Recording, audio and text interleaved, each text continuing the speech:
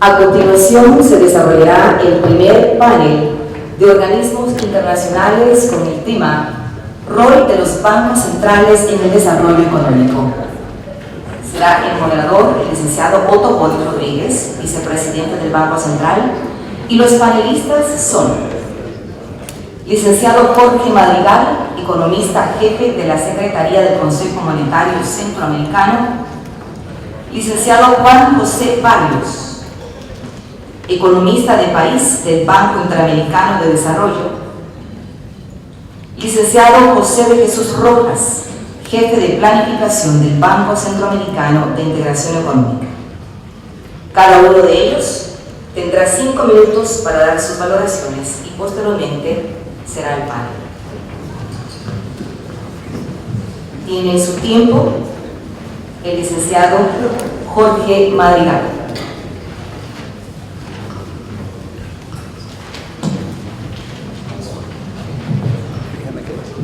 Buenos días, muchas gracias. Primero que todo quiero empezar agradeciendo al Banco Central de Reserva de El Salvador la invitación para participar en este foro. Es muy agradable volver a San Salvador y estar acá entre amigos conocidos de hace muchos años. En segundo lugar, quiero felicitar al banco por sus 85 años de funciones. Para usar una expresión bien coloquial costarricense, 85 años no se los brinco en verano. Así que espero que por lo menos cumplamos otros 85 más y poder venir a celebrarlos. Bueno, para empezar a entrar en la discusión que tenemos para el día de hoy, debo reconocer que cuando me invitaron a participar, para mí fue un reto venir a hablar del aporte del desarrollo de los bancos centrales en una economía organizada, como bien lo mencionó el señor presidente. Entonces no podemos hablar de banco emisor, no podemos hablar de política monetaria, no podemos hablar de política cambiaria, y el que hablo.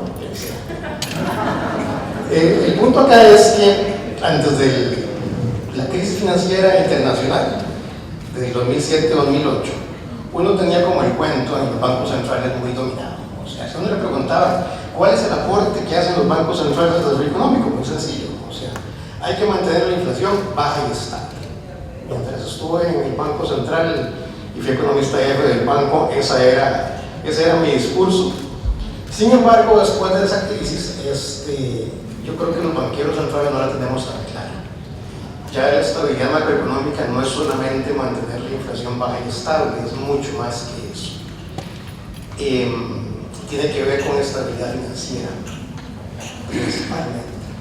Una de las grandes lecciones de la crisis es que mantener la inflación baja y estable no es suficiente para garantizar la estabilidad macroeconómica, hay algo más allá. Y me parece que esa es el área en la que uno podría conversar el día de hoy en este recinto con ustedes, los compañeros del Banco Central de Reserva.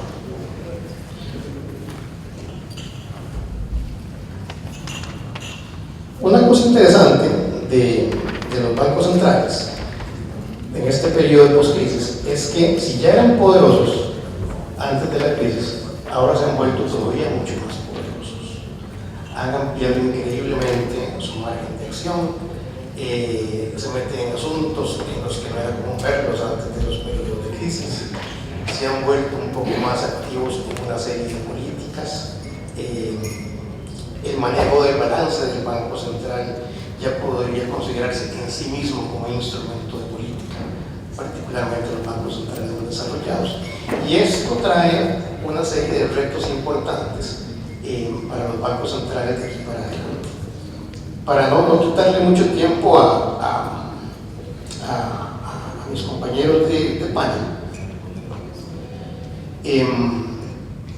yo creo que los bancos centrales particularmente deben involucrarse cada vez más con los temas de estabilidad financiera, y eso nos lleva a los temas de orden macroprudencial. Ahí hay una labor tremendamente importante para los banqueros centrales en este momento de la historia. No quiero decir que la estabilidad de precios en los bancos centrales que tienen política monetaria ahora sigue importante, sigue siendo igual de importante, pero ahora yo creo que se pondera tanto más el objetivo el aporte que puedan hacer los bancos centrales en estabilidad financiera.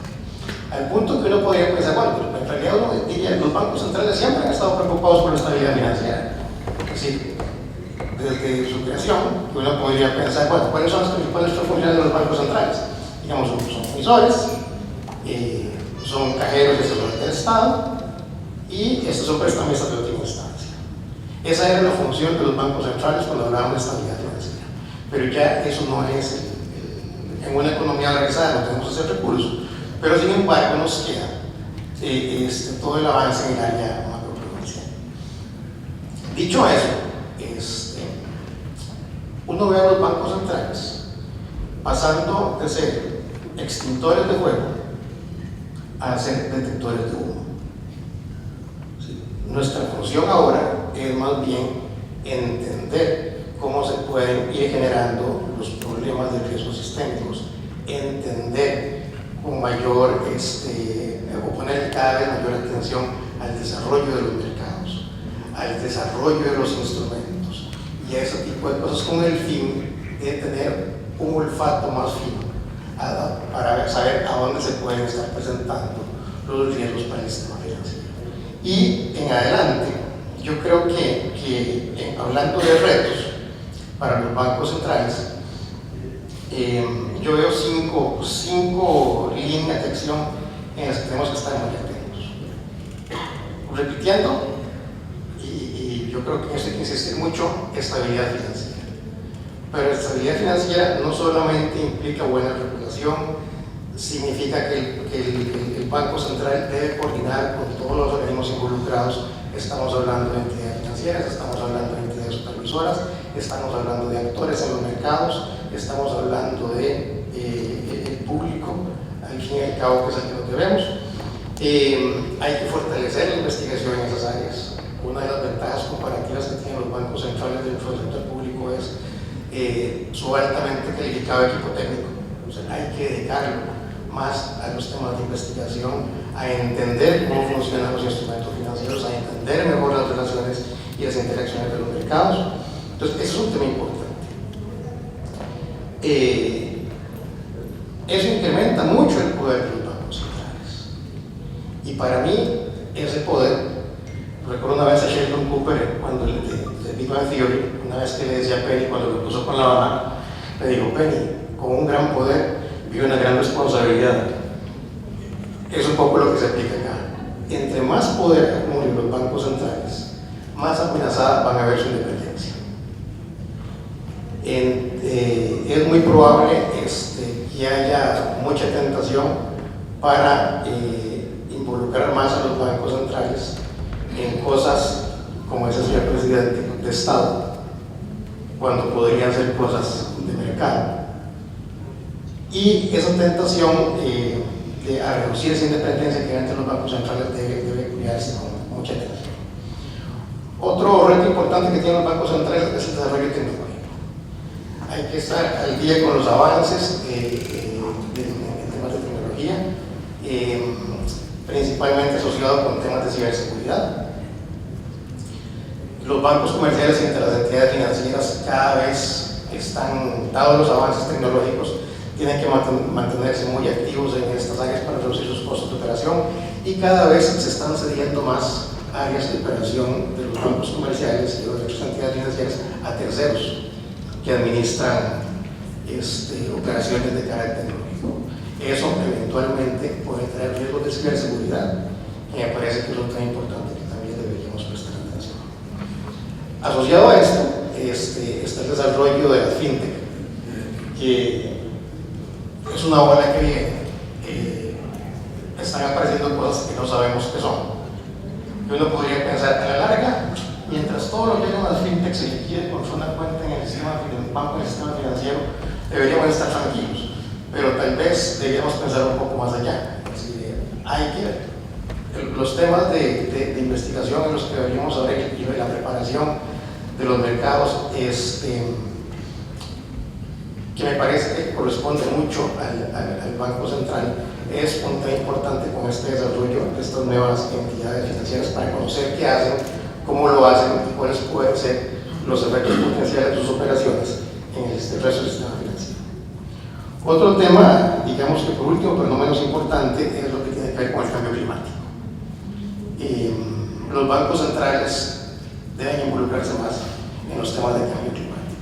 Eventualmente, una vez que esto lo discutimos con los economistas jefes de los bancos centrales en una reunión del Comité de Política Monetaria, hace un par de años, no hace más, hace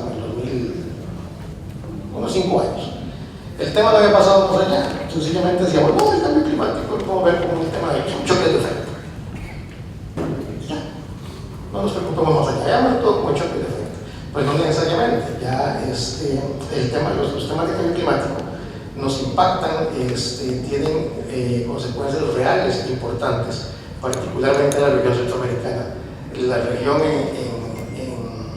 es una de las, y particularmente Nicaragua y Honduras, son de los países que están en el año 2016 estaban entre los primeros 10 países que se vieron afectados por los efectos de las condiciones de clima asociadas al calentamiento global.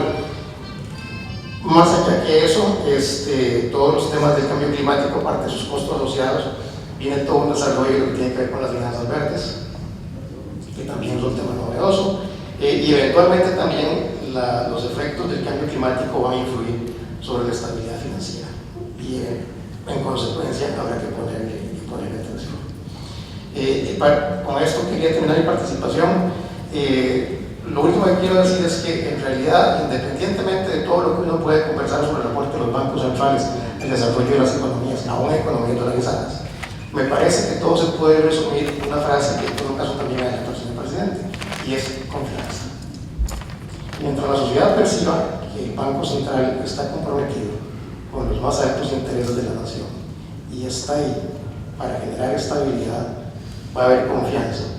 Y mientras los agentes económicos sientan un clima de confianza, eso es un muy buen caldo de cultivo para promover el desarrollo económico. Muchas gracias.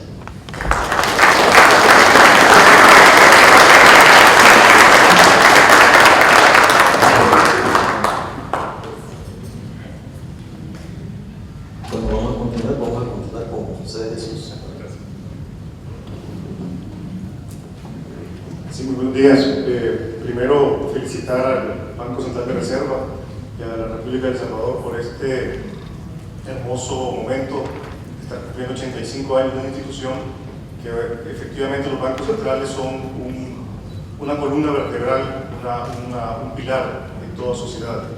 Y obviamente con 85 años, la historia del Banco Central debe haber visto los distintos enfoques, los distintos modelos de desarrollo, y ha tenido distintas participaciones. Voy a leer este libro con gusto. Ha tenido distintas participaciones o intervenciones en ese tema del desarrollo.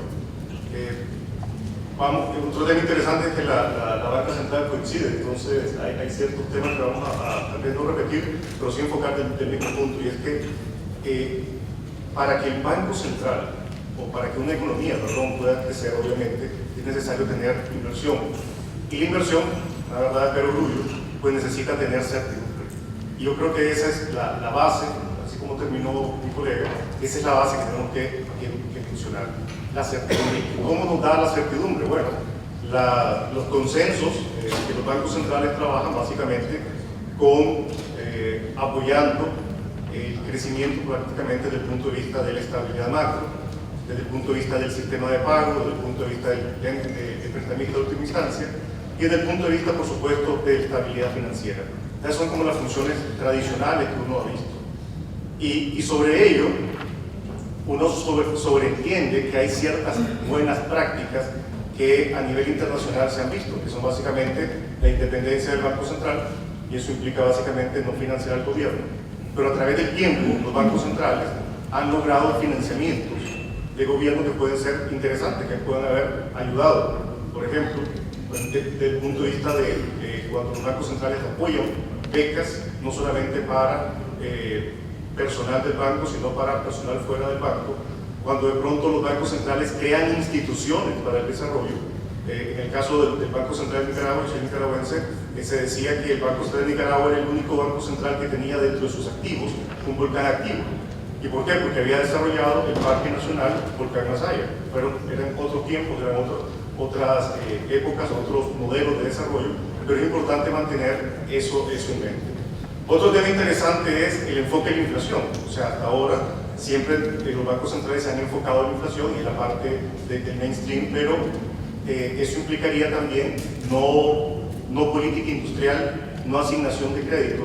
Y de pronto hay algunos países, algunos bancos centrales que sí han intervenido a lo largo de su historia y recientemente, y de pronto hay que tener la mirada abierta, si es posible, ciertos temas, y más adelante se los voy a ampliar sobre ese tema.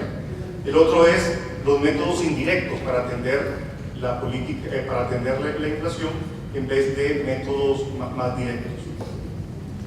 Sobre esas bases hay otras funciones no tradicionales, por así decirlo, que tienen los bancos centrales y que es importante tomarlas en cuenta cuando se hace política. ¿Por qué? Porque al fin y al cabo hay una función de reacción de la sociedad y que va a interferir o apoyar lo que el Banco Central haga. Por un lado, el Banco Central va a tener una función de distribución. Cuando el Banco Central sube o no una tasa de interés, bueno, o apoya una determinada política, puede estar beneficiando a exportadores en vez de beneficiar a consumidores o viceversa. Esa función de distribución hay que tenerla clara porque consciente o inconscientemente el Banco Central lo está haciendo. Tiene un rol político. Y cuando digo ese rol político, no me malinterpreten desde el punto de vista de la independencia del Banco Central. Cuando digo un rol político es justamente lo que se hablaba acá, que los bancos centrales tienen un poder importante, tienen en sí mismos una fuerza que puede determinar, como pueden decir, el estado de las artes, el sistema de creencias que pudiera llevar a un país a desarrollar algo de una forma más directa, menos directa, o crear justamente esa forma de desarrollo que alguien podría decir es la más adecuada. Es decir, por ejemplo, el Banco Central puede decir si vamos a escoger para el crecimiento, para el desarrollo, vamos a escoger sectores. Al fin y al cabo, en esa asignación de recursos, los bancos centrales escogen sectores. Uno de los sectores que más escogemos, o se escogen todos los bancos centrales, es justamente el sistema financiero. Desarrolla el sistema financiero y se ha puesto como su meta justamente desarrollar o crear desarrollo a través de fomentar el sistema financiero. ¿Cuáles son a nivel general los puntos que los bancos centrales han tomado como agentes de desarrollo? Bueno, básicamente política monetaria, como les digo, desarrollo del sistema financiero. El otro tema que va muy relacionado con lo que es mi colega, la innovación y el incentivo a la inclusión financiera y el desarrollo de los mercados de capitales. ¿Por qué? Porque eso al final no genera crecimiento inclusivo. Instituciones financieras sólidas para promover la intermediación que estén listas para los shocks. Y finalmente, el propio Banco Central fortalecido para que poder regular e incentivar el comportamiento prudente. Tal vez para ir redondeando lo que estamos hablando, yo solamente quisiera mandar un mensaje. Independientemente de los distintos modelos que pueden haber, cada país, cada banco central tiene un reto muy importante y es poder afinar su propia mezcla para atender problemas que son comunes. Los problemas comunes que han visto los bancos centrales, según el Banco Interamericano de Pagos, pero el Banco Internacional de Pagos, son influjos de capital, la relación que tienen los bancos centrales con el gobierno, cuál va a ser el ancla monetaria que van a utilizar y, por supuesto, hay otro tema importante, es si, aparte de esa política propia para problemas comunes, dos temas que quisiera levantar es la regionalización de políticas. En una región como la nuestra, que somos tan pequeños, si no es posible hacer mercados de deuda regionales, garantías soberanas regionales para poder hacer proyectos de inversión regionales, sin el problema de hacer proyectos individuales en cada uno de los países, sino proyectos que de verdad sean centroamericanos. Ya tuvimos proyectos regionales, ya tuvimos los bancos centrales en su momento tuvieron cámaras de compensación regionales, más o menos funcionaron. Tenemos sistemas de inconexión de pagos, pero creo que es importante ver la renovación de la política. Y finalmente quiero cerrar con un tema de lo que se habló acá también, el riesgo ambiental y la promoción de las finanzas y la inversión verde. Porque la regulación micro y macroprudencial verde, así como el desarrollo del mercado financiero verde, es importante, no solamente desde el punto de vista del crecimiento sostenible, sino porque afecta efectivamente la sostenibilidad y la estabilidad financiera. voy a terminar con esta parte. Muchas gracias.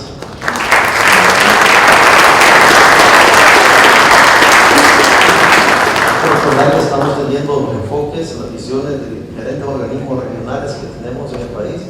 Vamos ahora con Juan José Barrios para conocer el enfoque que tiene en el PIB. Bueno, muchísimas gracias por la invitación, es un honor estar acá realmente. Yo voy a tomar un camino un poquito distinto, voy a tratar de enfatizar en unos aspectos de los roles que cumple el Banco Central, específicamente El Salvador, para con el desarrollo del país. Por supuesto, los roles más importantes del banco son aquellos de regulación, monitoreo del sistema financiero, la gestión de reservas, el sistema de pagos, servicios a importadores y exportadores. Y esto es un rol fundamental. Pero quizá en la coyuntura en la que nosotros como BID estamos ahorita de la creación de una nueva estrategia para los próximos años, es importante destacar lo importante que es para nosotros realmente contar con una fuente de conocimiento y de datos confiable, que nos permite un monitoreo constante, que nos permite realmente tener cifras que no solo nos ayudan en nuestros estudios, sino que nos ayudan a trazar un poco la agenda también. Hemos tenido múltiples reuniones con el Banco Central y tenemos bastante intersección y intereses en materia de investigación. Yo quisiera quizá ser un poquito específico y decir que la elaboración de estudios técnicos de alta calidad son esenciales para las operaciones de las instituciones financieras internacionales. Eso es una de los roles que cumple el Banco Central de El Salvador, el Banco Central de Reserva, y realmente para nosotros es invaluable ese aporte. El reportaje de datos de forma transparente y oportuna nos permite llevar un monitoreo actualizado y constante desde el punto de vista macroeconómico. Hay dos aspectos que quisiera resaltar, ¿no?, que son cubiertos por el PCR y sin los cuales sería imposible profundizar en nuestro conocimiento para ser pertinentes en el país. Uno es, por ejemplo, toda la agenda de investigación en torno a la transformación productiva, ¿no? El Banco Central ha replicado metodologías bastante académicas y serias en cuanto a la complejidad de la canasta transable de El Salvador. Es bien sabido que El Salvador presenta tasas de crecimiento bajas, en torno al 2.2% en promedio en los últimos años. Y nosotros estamos convencidos que una de las formas en las cuales esas tasas se pueden impulsar, no es la única, pero una de las formas es con una diversificación de la canasta transable. El trabajo basado en la metodología de House Unidad que han trabajado en el PCR realmente es un buen pilar de inicio, un buen punto de partida para identificar de forma rigurosa esos rubros que en El Salvador, respecto a la cartera de exportación de otros países, realmente se pueden identificar las potencialidades de rubros en los cuales se tiene que pensar si hay necesidad de intervención, digamos, de intervenciones estatales o de multilaterales para impulsar el crecimiento de esos sectores. Estos sectores pueden generar muchísimo más empleo, que es una de las principales variables, y además impulsar el crecimiento. La principal variable para la estabilidad fiscal y para el bienestar social realmente es que ese crecimiento, de la mano con crecimiento en inversión, se acelere. Y entonces creo que la información que brinda el Banco Central en términos de ese trabajo riguroso académico, de la identificación de rubros, creo que es una de las cosas importantes. Otro de los ejemplos concretos, en el banco nosotros estamos trabajando en indicadores subnacionales. Entonces tenemos indicadores de pobreza, indicadores de tratamiento municipal, indicadores de diferentes tipos de gestión, indicadores de acceso a servicios básicos, y el Banco Central brinda también un monitoreo constante a nivel subnacional de las remesas. Esa es una variable que nosotros la utilizamos mucho para completar y tener un mejor entendimiento de las dinámicas a nivel subnacional en El Salvador. Eso nos permite ver a dónde están los hotspots, a dónde están las áreas que pueden necesitar, digamos, algún tipo de intervención concreta. Otra posible potencialidad de esta información sobre las remesas en un país donde el 20 y 21% del Producto Interno Bruto son remesas internacionales y un país donde todavía, si bien hay inclusión financiera y hay cierta penetración, todavía hay mucho, digamos, margen para optimizar la parte de inclusión financiera, es el posible rol, o estudiar el posible rol del Banco Central en una asignación más eficiente, digamos, de que no se vaya exclusivamente o mayoritariamente al consumo, el uso de esas remesas. Estamos hablando de aproximadamente $5.000 millones, de los cuales, si un porcentaje bajo se pudiese redirigir de forma más eficiente a algún tipo de inversiones chicas en pymes, por ejemplo, mezclado con fintech, siempre y cuando tenga un marco regulatorio, ¿verdad?, adecuado, hay una potencialidad enorme realmente, y todo esto solo se puede hacer con esa información que brinda el banco.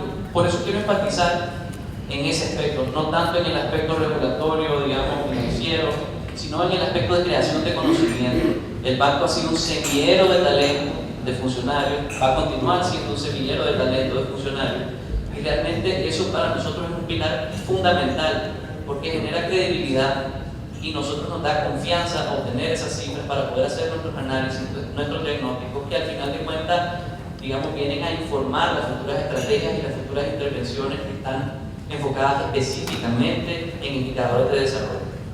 Yo realmente con eso quería cerrar, y muchísimas gracias de nuevo.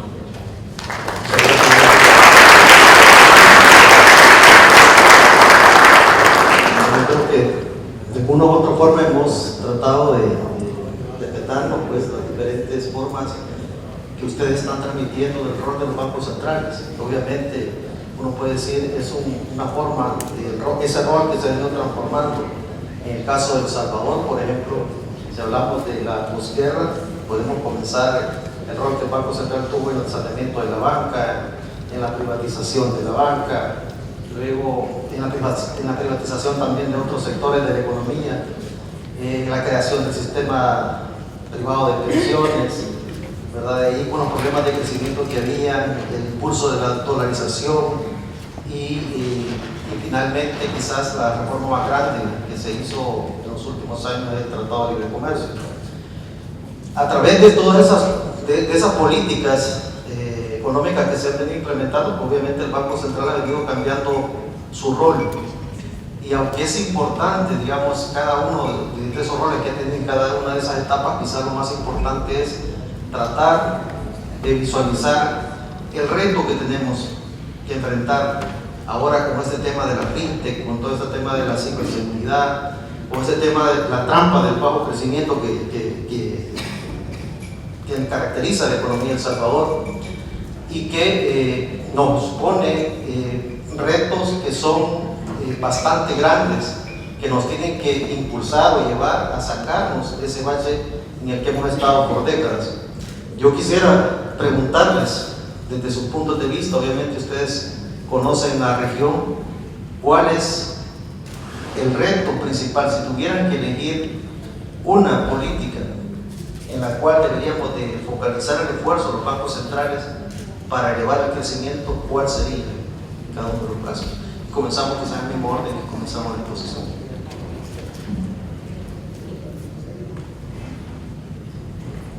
Una pregunta difícil. Si tuviera la respuesta probablemente estaría en otro foro. Yo creo que la región tiene dos, en realidad, desde mi punto de vista, el principal reto de la región, particularmente en algunos países, es el limitado espacio que tiene la política fiscal, principalmente para apoyar una agenda de crecimiento. Justamente eso es un reto importante. Es decir, la política monetaria no es el instrumento que debe usarse para promover el crecimiento de largo plazo, pues, es muy limitada para esas cosas. Y en la coyuntura actual, justamente donde estamos notando en la región faltantes en los niveles de inversión, particularmente pública, en algunos países con mayor intensidad que otros, es esa falta de espacio que tienen los gobiernos para actuar, lo que por lo menos a mí me preocupa un poco más. El reto es cómo hacemos para sustituir entonces esa falta de espacio que tienen los gobiernos para actuar particularmente en los temas de inversión. Y ahí es donde se abren una serie de opciones como las uniones público-privadas, la promoción de la inversión extranjera, etcétera. Hay todo un menú que se requiere. Pero definitivamente, o sea, la región aspira a retomar esas etapas de la historia donde estaba creciendo a niveles por arriba por lo menos del 4,5 o 5%. Es importante un serio esfuerzo de inversión pública que nos dé una competitividad adecuada para incorporarnos debidamente en las cadenas de valor globales. Muchas gracias.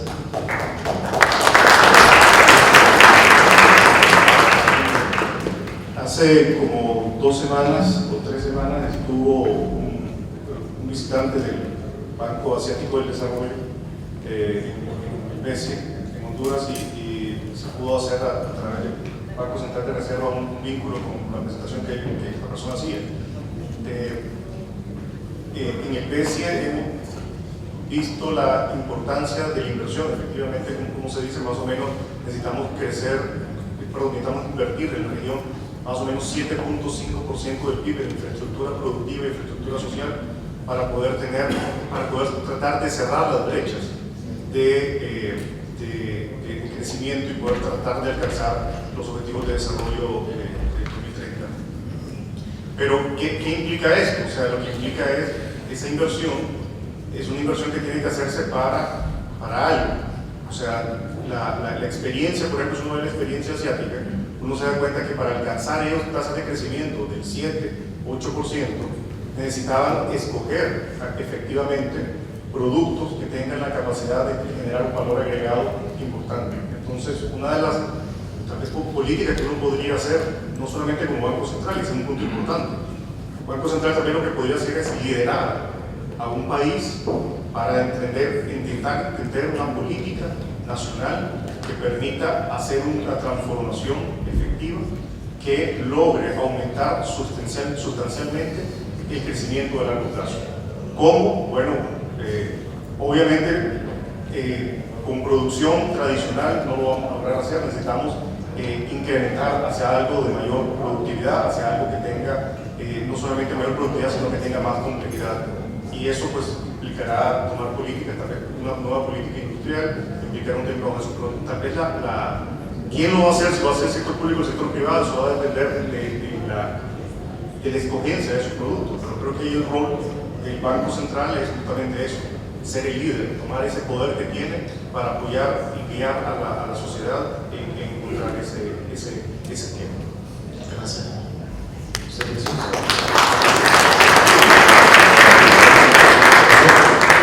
Creo que en una línea muy similar, hablando de difícil la pregunta, la principal herramienta o la principal herramienta para el principal reto, pero sí volviendo al tema de la certidumbre y la confianza, y digamos el sello de garantía que implica una agenda de conocimiento desarrollada por el Banco Central, es una de las principales formas en las cuales se puede contribuir a una asignación más eficiente de recursos. Y retomando el mismo ejemplo que mencioné y mencionaba José Jesús, por ejemplo, con análisis rigurosos de aquellos rubros, sectores o clusters que tienen una potencialidad de crecimiento, de generar empleo, de acelerar un poco las tasas de inversión.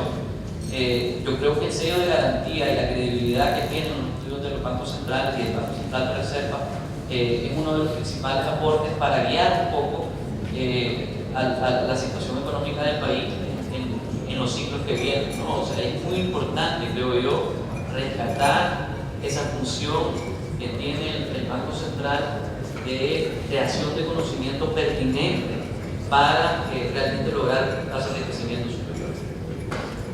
Muchas gracias, José.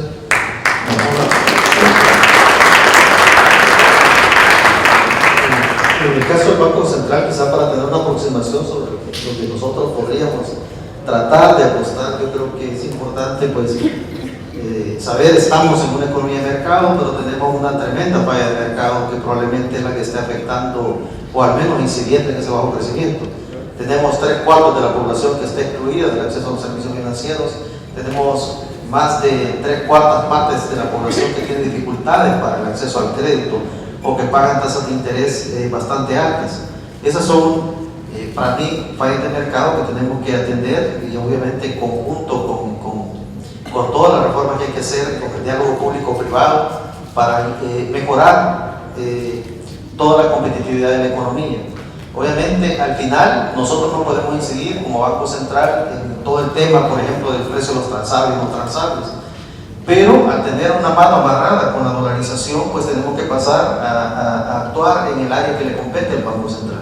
El Banco Central es responsable de toda la emisión de la normativa técnica para el sistema financiero y ahí tenemos una labor importante de revisar para quitar la escarcha que tiene todo ese refrigerador, para poder sacar esa carne que está ahí.